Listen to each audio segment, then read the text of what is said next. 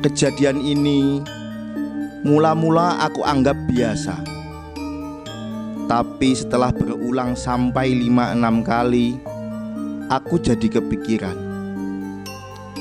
Sudah 5-6 kali kejadian itu, jadi sudah cukup alasan untuk tidak menganggapnya sesuatu yang kebetulan. Di bulan-bulan tertentu, sebagai seorang mubaligh, aku harus keliling ke daerah-daerah, memenuhi permintaan mengisi pengajian. Bulan Muharram memberi pengajian dalam rangka memperingati tahun baru Hijriah. Bulan Mulud atau Rabiul Awal dalam rangka peringatan Maulid Nabi Muhammad SAW. Bulan Rajab dalam rangka Isra Mi'raj. Bulan Sa'ban dalam rangka haflah akhir sanah atau ruwahan. Bulan Ramadan dalam rangka nuzulul Quran. Bulan Syawal dalam rangka halal bihalal. Belum lagi pengajian-pengajian dalam rangka walimah perkawinan, khitanan, dan lain sebagainya. Capek juga. Kadang-kadang ingin sekali aku menghentikan kegiatan yang menguras energi ini. Bayangkan, seringkali aku harus menempuh jarak ratusan kilometer, dan tidak jarang lokasi pengajian sulit ditempuh dengan kendaraan roda 4, hanya untuk berbicara sekitar 1 jam. Kemudian setiap kali pulang larut malam, galibnya menjelang subuh baru sampai rumah. Tentu saja tak ada yang menyambut kedatanganku. Anak istri masih tidur. Kalau pengajian-pengajian itu jelas pengaruhnya pada jamaah sih tidak masalah. Lah ini tidak. Pengajian-pengajian yang begitu intens dan begitu tinggi volumenya itu seperti hanya masuk kuping kanan dan langsung keluar lagi dari kuping kiri. Tak membekas. Buktinya, mereka yang bakhil ya tetap bakhil, yang hatinya kejam ya tetap kejam, yang suka berkelahi dengan saudaranya ya masih tetap berkelahi, yang bebal terhadap penderitaan sesama juga tidak kunjung menjadi peka, yang suka semenang-menangnya tidak pula insaf. Pendek kata, seolah-olah tidak ada korelasi antara pengajian dengan mental mereka yang diberi pengajian. Kadang-kadang aku berpikir, apakah masyarakat kita ini suka pengajian hanya seperti hobi saja, kelanggenan? Mungkin juga karena mubaligh sering mengungkapkan besarnya pahala mendatangi pengajian tanpa lebih jauh menjelaskan makna menghadiri pengajian itu. Jadi, orang menghadiri pengajian sekedar mencari pahala. Yang penting hadirnya, tidak peduli hadir terus tidur, melamun, ngobrol sendiri, atau hanya menikmati kelucuan dan keberanian mubalighnya. Kok tidak ada yang mengsurvei kejadian ini? Misalnya, meneliti sejauh mana pengaruh ceramah agama terhadap perilaku masyarakat yang menerima ceramah. Pengaruh positifnya apa, negatifnya apa, dan sejauh mana peranannya dalam memperbaiki mental masyarakat. Tapi baiklah, biarkan aku bercerita saja tentang pengalamanku. Mula-mula kejadian yang aku alami aku anggap biasa.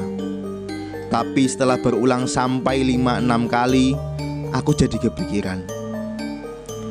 Biasanya setiap selesai memberi pengajian, selalu saja aku harus melayani beberapa jamaah yang ingin bersalaman denganku. Pada saat seperti itu, sehabis memberi pengajian di suatu desa, ada seseorang yang memberi salam tempel, bersalaman sambil menyelipkan amplop berisi ke tanganku. Pertama aku tidak memperhatikan, bahkan aku anggap orang itu salah satu dari panitia. Setelah terjadi lagi di daerah lain yang jauh dari desa pertama, aku mulai memperhatikan wajah orang yang memberi salam tempel itu. Pada kali lain setelah itu, di tempat-tempat yang berbeda dan berjauhan, kulihat memang yang memberi salam tempel orangnya yaitu itu saja. Orang yang selalu memakai baju hitam-hitam, wajahnya yang bersih dan senyumnya yang misterius itu kemudian membayang. Dia selalu hanya mengucapkan salam, tersenyum misterius, dan bersalaman sambil menyelipkan amplop tanpa mengucapkan sepatah kata pun. Amplopnya selalu sama, buatan sendiri dan berwarna abu-abu. Jenis warna kertas yang aku kira jarang ada di desa-desa. Aku tak habis pikir, bagaimana orang itu bisa selalu ada dalam pengajian yang tempatnya berjauhan. Aku bukanlah mubalik kondang yang setiap tampil di pengajian diberitakan pers. Bagaimana orang itu bisa hadir ketika aku mengisi pengajian di suatu dusun terpencil di Jawa Timur, dan hadir pula di pengajian yang dilaksanakan di sebuah desa di ujung barat Jawa Barat. Lalu hadir pula ketika aku di luar Jawa. Dari mana dia mendapatkan informasi? Atau dia selalu membuntutiku? Tidak mungkin, muskil sekali. Setiap kali aku mendapatkan amplop dari mana atau dari siapa saja, aku tidak pernah membukanya. Langsung aku berikan ke istriku. Aku tak ingin hatiku terpengaruh oleh isinya yang mungkin berbeda-beda satu dengan yang lain, lalu tumbuh penilaian berbeda terhadap pihak-pihak yang memberi amplop. Apalagi jika kemudian membuatku senang dan selalu mengharap menerima amplop. Na'udzubillah. Namun setelah 6 kali berjumpa dengan lelaki berpakaian hitam-hitam itu, tiba-tiba aku ingin sekali mengetahui isi amplop-amplopnya yang diselipkan di tanganku setiap usai pengajian itu. Bu, kau masih menyimpan amplop-amplop yang kuberikan kepadamu? Aku bertanya kepada istriku. Sebagian masih, jawab istriku. Sebagian sudah saya pakai mengamplopi sumbangan-sumbangan yang kita berikan kepada orang. Coba kau bawa kemari semua. Istriku memandangiku agak heran, tapi dia beranjak juga mengambil amplop-amplop bekas yang ia simpan rapi di almari pakaian. Banyak juga, pikirku sambil menerima segepok amplop yang disodorkan istriku. Istriku memandangiku penuh tanda tanya saat aku mengacak-ngacak amplop itu seperti mencari sesuatu. Nah, ini dia, kataku, membuat istriku tambah heran. Aku menemukan amplop-amplop persegi 4 berwarna abu-abu yang kucari. 5 buah jumlahnya. Loh, yang seperti ini cuma hanya ini, Bu. Hanya ada 5. Ya nggak tahu, sahut istriku.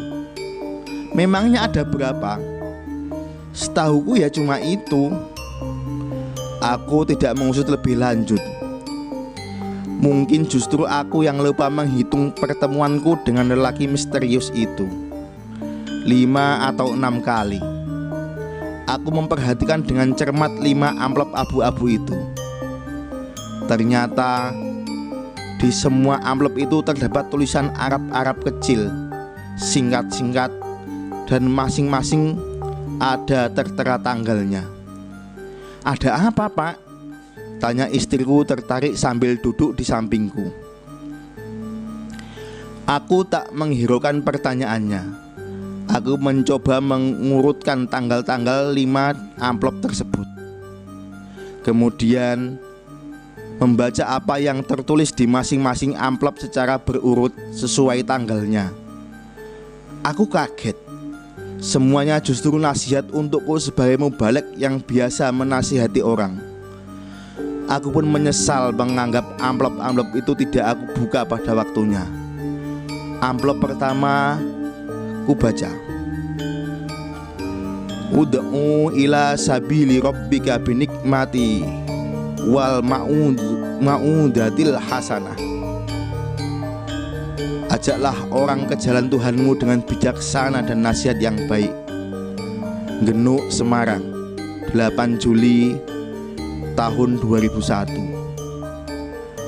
Amplop yang kedua, sebelum Anda menasihati orang banyak, sudahkah Anda menasihati diri sendiri? Cilegon, 11 Juli 2001. Amplop ketiga, amar ma'ruf dan nahi mungkar seharusnya disampaikan dengan cara yang ma'ruf juga. Beji, Tuban, 10 September 2001. Amplop keempat, yasiru wala tu'asiru, berikan yang mudah-mudah dan jangan mempersulit. Duduk Gresik, 4 Januari 2002. Dan amplop yang kelima, ya ayyuhalladzina amanu lima taqulluna ma la taf'alun. Hai orang-orang yang beriman, mengapa kamu mengatakan sesuatu yang kau sendiri tidak melakukannya? Besar sekali kebencian di sisi Allah bahwa kamu mengatakan sesuatu yang kau sendiri tidak melakukannya. Batanghari, Lampung Timur, 29 April 2002. Aku mencoba mengingat-ingat apa saja yang pernah aku ceramahkan di tempat-tempat di mana aku menerima amplop-amplop itu. Ternyata aku tidak bisa mengingatnya. Bahkan tidak ingat apa saja yang aku bicarakan pada kesempatan-kesempatan lainnya. Ternyata aku lupa semua yang pernah aku katakan sendiri. Siapapun orang itu, atau jangan-jangan malaikat, aku merasa berhutang budi. Sebagai mubaligh, pekerjaanku hanya memberi nasihat. Jadi memang jarang sekali aku mendengarkan nasihat. Aku sungguh bersyukur ada yang menasihatiku dengan cara begitu. Sehingga sebagai mubaligh, aku tidak kehilangan muka. Aku jadi mengharap mudah-mudahan bisa bertemu lagi dengan lelaki berpakaian hitam-hitam dan berwajah bersih itu di pengajian-pengajian mendatang. Kau masih ingat isi amplop-amplop ini? Tanyaku pada istriku yang masih seperti bingung memperhatikanku. Siapa yang tidak ingat isi amplop-amplop itu? Kalau yang lain sih mungkin aku lupa, tapi amplop-amplop warna abu-abu itu aku tidak bisa lupa. Soalnya semua isinya sama, selalu 200.000 rupiah. Malah semuanya masih saya simpan. Masih kau simpan? Kataku kaget campur gembira. Jadi semuanya masih utuh. Berarti semuanya ada 1 juta rupiah. Ya masih utuh. Wong tidak pernah mengutik-ngutik uang itu. Rasanya sayang. Uangnya masih baru semua, seperti baru dicetak. Aku simpan di bawah pakaian-pakaian di lemari, ujar istriku sambil beranjak ke kamarnya, mau mengambil uang yang dia simpan. Aku menunggu tak sabar. Tak lama kemudian tiba-tiba, "Pak!" terdengar suara istriku berteriak histeris. "Lihat kemari, Pak!" Aku berburu-buru menghambur menyusulnya ke kamar. Masya Allah, kulihat lemari pakaian istriku terbuka dan dari dalamnya berhamburan uang-uang baru 100 ribuan. Seolah-olah isi lemari itu memang hanya uang saja. Istriku terpaku dengan mata terbelalak seperti kena sihir, melihat lembaran-lembaran uang yang terus mengucur dari lemarinya. Dalam takjubku, aku sendiri masih melihat sebuah amplop abu-abu ikut melayang di antara lembaran-lembaran uang itu. Aku segera menangkapnya. Nah, ini dia yang satu lagi. Jadi benar hitunganku, 6 kali aku bertamu lelaki itu. Ini amplop yang ke-6. tanpa mempedulikan istriku yang masih bengong memandangi lembaran-lembaran uang yang berterbangan. Aku amati amplop itu seperti mengamati amplop-amplop lainnya tadi. Dan ternyata di sini juga terdapat tulisan Arab-Arab kecil. Isinya, "Wamal hayatud dunya illa mata'ul ghurur." Kehidupan duniawi itu tidak lain hanyalah kesenangan yang memperdayakan. Arafah 9 Dzulhijjah 1418. Tidak seperti amplop-amplop lainnya, yang satu ini juga ada tertera nama dan tanda tangan, hamba Allah Khidir. Tahun 1418 aku memang naik haji, tapi aku tidak pernah bertemu lelaki berpakaian hitam-hitam dan berwajah jernih itu. Rasanya di Arafah semua berpakaian putih-putih. Subhanallah. Penulis Kiai Haji Ahmad Mustofa Bisri. Sumber buku lukisan kaligrafi.